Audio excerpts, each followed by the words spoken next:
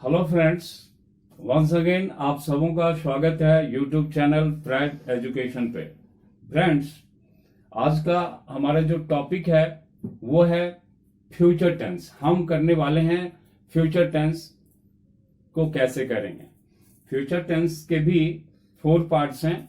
जिस तरह से प्रेजेंट के भी 4 पार्ट्स हमने पढ़ा था, पास्ट के भी 4 पार्ट्स थे, फ्यूचर के भी 4 पार्ट्स हैं।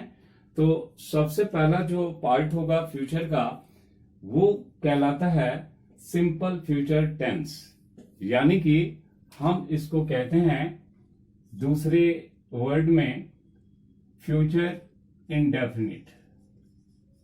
Future indefinite tense. आप अगर इस टेंस की हिंदी लिखना चाहें तो आप इसकी हिंदी के रूप में कह सकते हैं, ये टेंस कहलाता है सामान्य भविष्यत काल। सामान्य भविष्यत काल ये सिंपल फ्यूचर टेंस या फिर फ्यूचर इंडेफिनिट टेंस ही होगा। ये अब यहां पर हम देखते हैं कि आप सिंपल फ्यूचर टेंस को कैसे आइडेंटिफाई करेंगे। हिंदी के कैसे सेंटेंसेस जो होंगे वो सिंपल फ्यूचर के होंगे। तो हिंदी सेंटेंसेस के लास्ट में गा, गे या गी अगर होता है तो वो सेंटेंस तो होगा फ्यूचर का होगा। और फ्यूचर में भी अगर एक्शन जो है सिंपल वे में हो रहा है, फ्यूचर के अंदर एक्शन सिंपल वे में हो रहा है, कोई कंडीशन नहीं है, तो वो सारे सेंटेंसेस जो होंगे वो सिंपल फ्यूचर टेंस के होंगे। इसको बनाना कैसे है, हम इसकी इंग्लिश कैसे करेंगे, तो इसके लिए जो रूल है, और वो रूल है सबसे पहले हम सब्जेक्ट का यूज करेंगे। सब्जेक्ट के ठीक बाद विल या फिर शैल, ये हेल्पिंग वर्ब के रूप में आएगा। अगेन हम वर्ब की फर्स्ट फॉर्म का यूज, दैट मीन्स V1 का यूज करेंगे, और लास्ट में हमारा ऑब्जेक्ट होगा।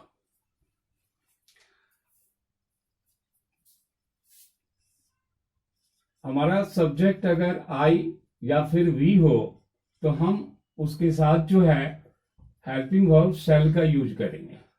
दूसरे जो भी सब्जेक्ट्स बच गए, चाहे वो सेकंड पर्सन का यू हो, आप उसके साथ विल का यूज करेंगे। थर्ड पर्सन का ही, सी, इट, कोई नेम, समथिंग, इनके साथ भी हम विल का यूज करेंगे। तो अल्टीमेटली आपको याद रखना है, अगर हमारा सब्जेक्ट फर्स्ट पर्सन का हो यानी कि आई या फिर वी, तो उस केस में हमें शैल का यूज करना है। और आई और वी को छोड़ करके अगर सब्जेक्ट सेकंड पर्सन या थर्ड पर्सन का कोई भी हो तो आपको उसके साथ विल का यूज करना है। चलिए कुछ एग्जांपल्स को लेकर के हम इसको समझते हैं। एग्जाम्पल है, मैं आपकी सहायता करूंगा। तो इस सेंटेंस के अंदर जो हमारा सब्जेक्ट है वो है मैं। तो सबसे पहले हम मैं की इंग्लिश करेंगे और लिखेंगे आई। फिर हम सहायता करना वर्ब की तरफ मूव करेंगे। तो सहायता करना की इंग्लिश होती है हेल्प। तो हेल्प से पहले हम हेल्पिंग वर्ब के रूप में विल या शैल का यूज करना है। तो हम यहां पर शैल का यूज करेंगे क्योंकि हमारा जो सब्जेक्ट है वो आई है। तो हम लिखते हैं इसको आई शैल हेल्प, और फिर आप ऑब्जेक्ट डालिए आपकी, यानी कि इसकी इंग्लिश हो जाएगी यू। तो हमारा सेंटेंस बना आई शैल हेल्प यू, मतलब हो गया कि मैं आपकी सहायता करूंगा। दूसरे सेंटेंस को देखते हैं। ये सेंटेंस है हमारा, वह आपसे मिलने आएगा। वह, यहां पर जो हमारा सब्जेक्ट है वो है वह, तो वह की इंग्लिश करेंगे दैट मीन्स ही के साथ हम शैल का नहीं विल का यूज करेंगे। तो दैट मीन्स आएगा ही विल। मिलने आएगा, तो ही विल, हमारा वर्ब जो है वो कम होगा, आएगा, तो ही विल कम। किस लिए आएगा? मिलने आएगा। तो टू सी। आप चाहें तो यहां मीट का भी यूज कर सकते हैं, ही विल कम टू सी या फिर he will come to meet, और फिर आपसे की इंग्लिश होगी यू। तो सेंटेंस जो बना वो बना he will come to see you, that means वो आपसे मिलने आएगा। नेक्स्ट सेंटेंस है मैं तुम्हें कल चिड़ियाघर ले जाऊंगी। मान लीजिए किसी मम्मी ने अपने बच्चों को कहा कि मैं तुम्हें कल चिड़ियाघर ले जाऊंगी। अब इसकी इंग्लिश कैसे करेंगे, फिर से हम देखते हैं। सब्जेक्ट, तो सब्जेक्ट जो है मैं है, तो हम इसकी इंग्लिश कर लेते हैं आई। फिर आते हैं इधर ले जाऊंगी, तो आई के साथ हमें शैल का यूज करना है, आई शैल। और ले जाना की इंग्लिश होगी टेक, तो that means I shall take. किसको, तुम्हें, तो दैट मीन्स यू। और कहां ले जाएंगे, तो I shall take you to the zoo.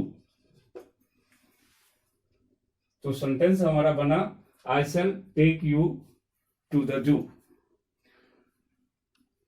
और फिर कल की इंग्लिश कीजिए, और कल के लिए हम लिखेंगे tomorrow. I shall take you to the zoo tomorrow. Next example है कि तुम कल 10 साल के हो जाओगे।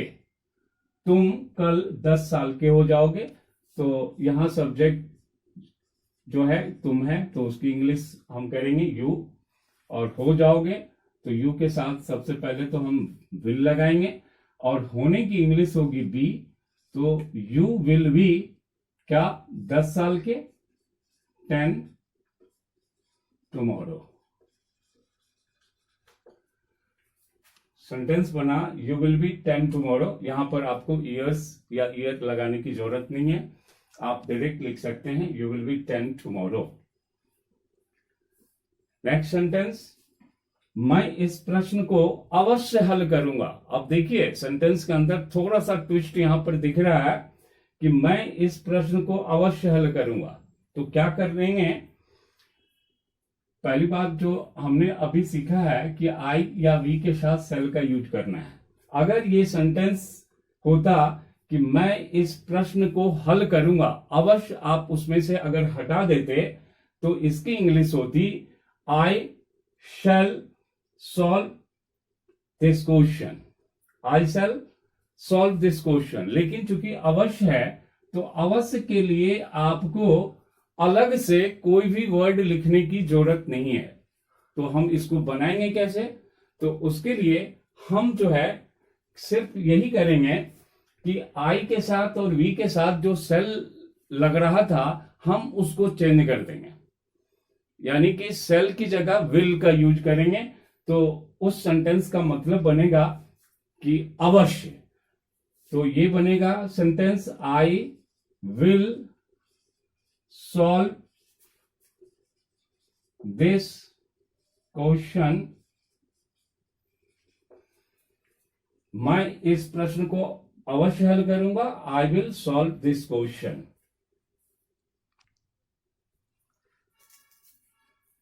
अब हमने फ्रेंड्स 2 एग्जाम्पल को लिया है, और आप इनके बीच के डिफरेंस को अच्छी तरह से समझें। अगर आपने इस डिफरेंस को अच्छी तरह से समझा तो यकीनन आप बड़े सारे मिस्टेक से बच जाएंगे। ये सेंटेंस है कि मैं अगले सप्ताह मुंबई जाऊंगा। मैं अगले सप्ताह मुंबई जाऊंगा। देखिए इसमें कोई कंडीशन हमने नहीं डाला है, तो इसकी इंग्लिश जो हम बनाएंगे वो होगी आई, और आई के साथ फिर हम सेल का ही यूज करेंगे। यहां पर आई सेल गो, कहां जाएंगे, मुंबई, तो टू मुंबई डालिए। I shall go to Mumbai next week.